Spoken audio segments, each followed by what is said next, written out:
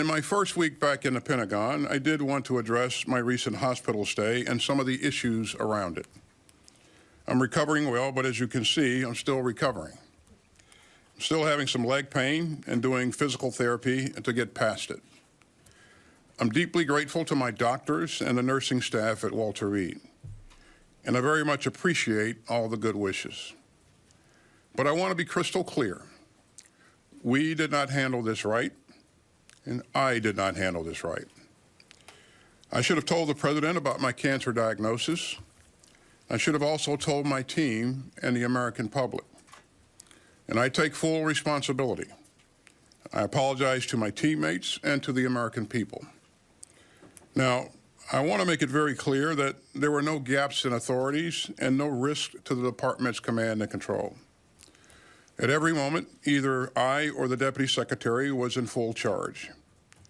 And we've already put in place some new procedures to make sure that any lapses in notification don't happen.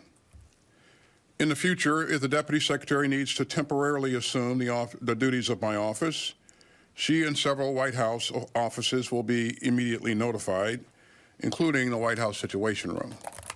And so will key officials across the department. And the reason for that assumption of duties will be included in writing. Now, I want you all to know why this happened. I was being treated for prostate cancer. The news shook me, and I know that it shakes so many others, especially in the Black community. It was a gut punch. And frankly, my first instinct was to keep it private. I don't think it's news that I'm a pretty private guy. I never liked burdening others with my problems. It's just not my way. But I've learned from this experience. So taking this kind of job means losing some of the privacy that most of us expect.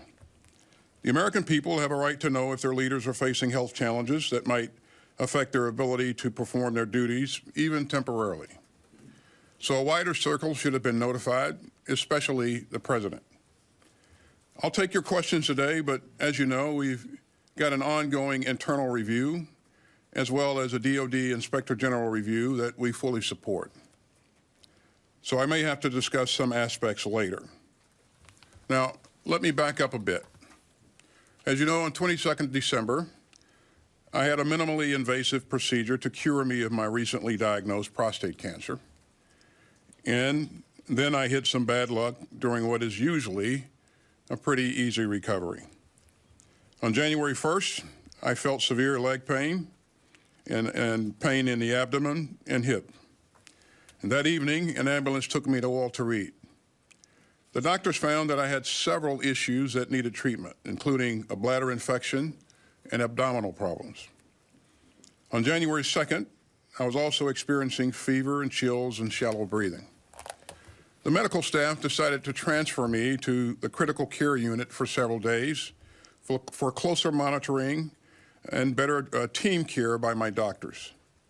And the Deputy Secretary assumed the functions and duties of my office, which happens when necessary. Her senior staff, my senior staff, and the Joint Staff were notified of this through our regular email notification procedures. And I never directed anyone to keep my January hospitalization from the White House. On January 5th, I resumed my functions and duties as secretary from the hospital. I was functioning well mentally, but not so well physically, and so I stayed at Walter Reed for additional time for additional treatment, including physical therapy for some lingering issues with my leg. Now, I'm offering all of this as an explanation and not an excuse.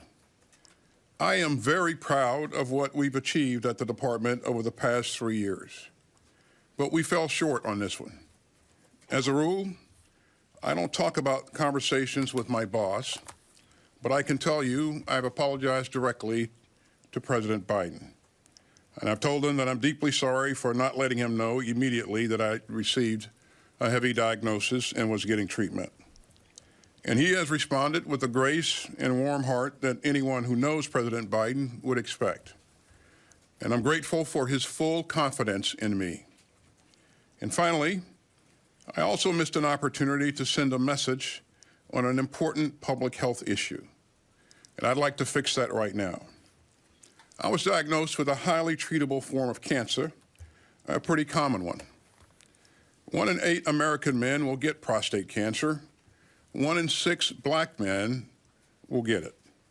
And so I'm here with a clear message to other men, especially older men. Get screened, get your regular checkups. Prostate cancer has a glass jaw. If your doctor can spot it, they can treat it and beat it. And the side effects that I experienced are highly, highly unusual. So you can count on me to set a better example on this issue today and for the rest of my life. And again, I want to thank everyone for their well wishes and their great support. Hi, everyone. George Stephanopoulos here. Thanks for checking out the ABC News YouTube channel. If you'd like to get more videos, show highlights, and watch live event coverage, click on the right over here to subscribe to our channel. And don't forget to download the ABC News app for breaking news alerts. Thanks for watching.